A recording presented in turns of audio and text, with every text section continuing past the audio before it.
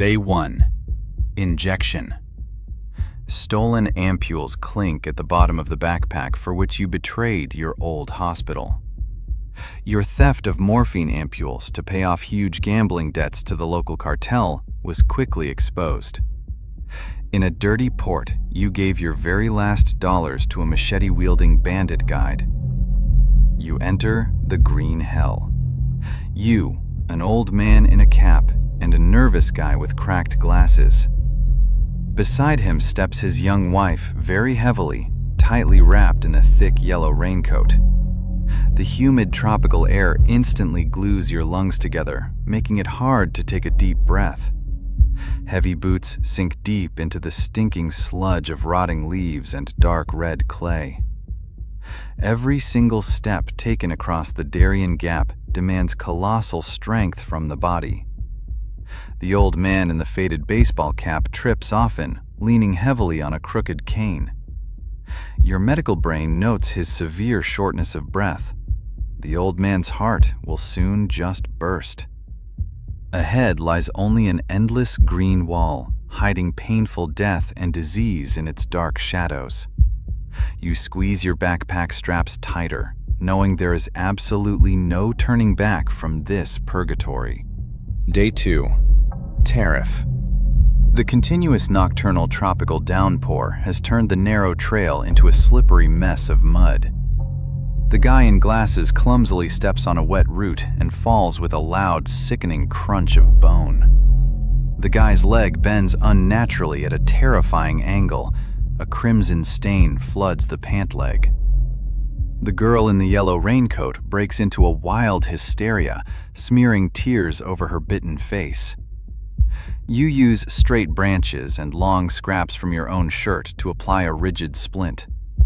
The coyote screams angrily in Spanish, demanding to abandon the cripple and keep moving fast. The old man runs out of water. He begs the guide to give him at least a tiny, saving sip.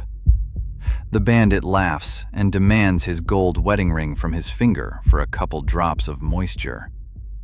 Maddened by terrible thirst, the old man falls to his knees before a deep footprint of a stranger's boot.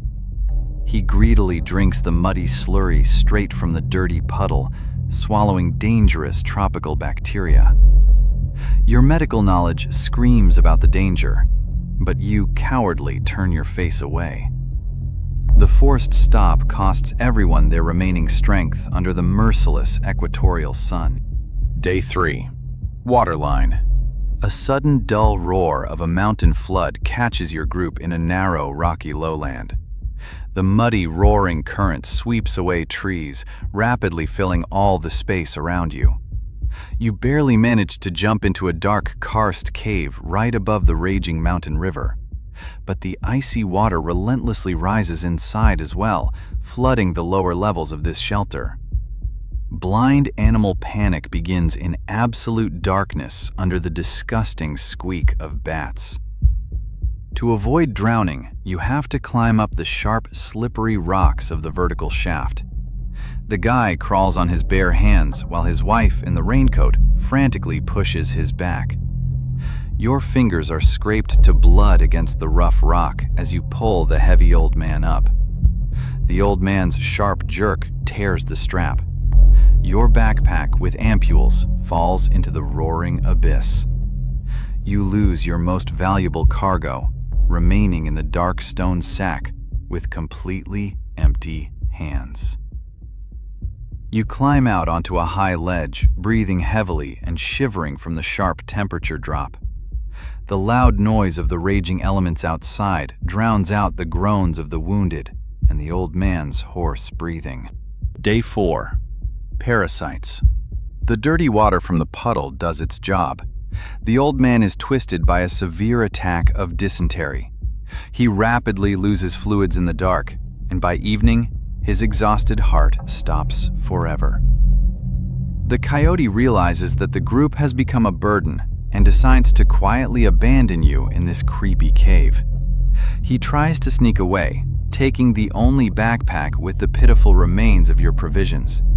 You lunge at him with rusty medical scissors from your pocket tightly clenched in your fist. A short, brutal fight for the right to stay alive breaks out on the narrow stone ledge. The bandit hits you hard in the cheekbone with the machete handle, throwing you against the cold, wet wall. He disappears into the cave labyrinth, but his half-empty water flask remains in your hands. Hot blood from a split eyebrow floods your face, covering your left eye with a red veil. The couple huddles together in the corner, realizing the total hopelessness of their current situation. Now you have no guide, and the chances of getting out of the green hell are slowly tending to zero. You spend the rest of the night in a numb daze, clutching the conquered piece of plastic to your chest. Day 5.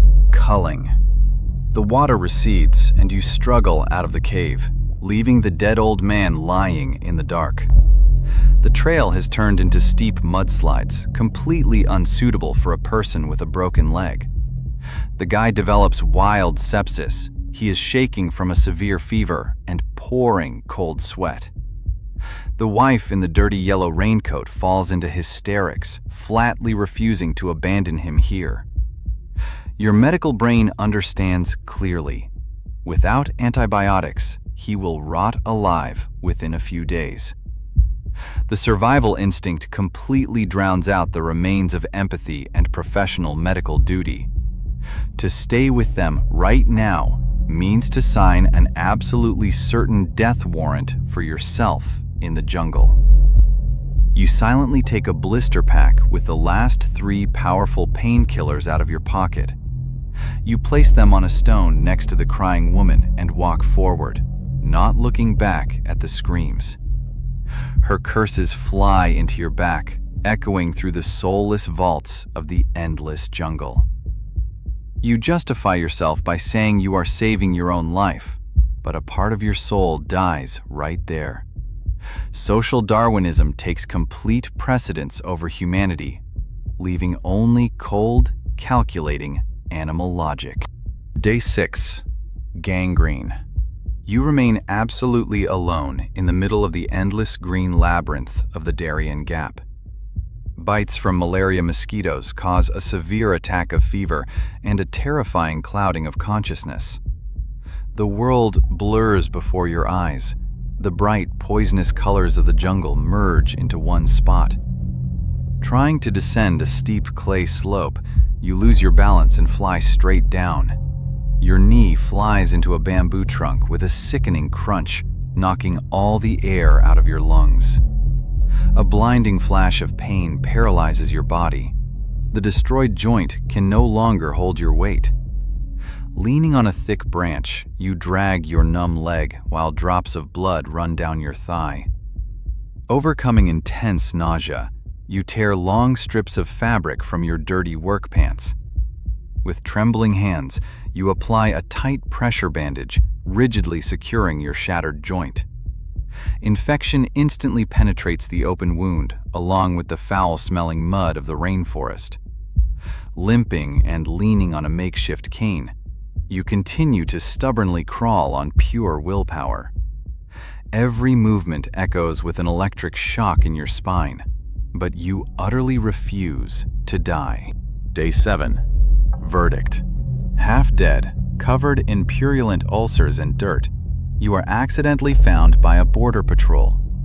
Rescuers carry your exhausted body to the Panamanian transit refugee camp, Bajo Chiquito. A military surgeon in the field hospital saves your leg from amputation with powerful antibiotics. But the joint is irreversibly destroyed. You will now remain severely disabled for the rest of your days.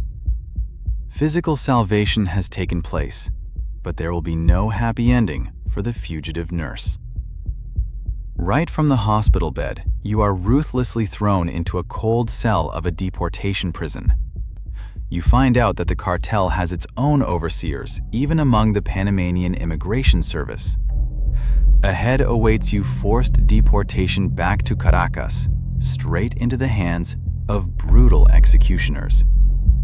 Your psyche is permanently broken by the experienced horror and the unbearable burden of heavy guilt.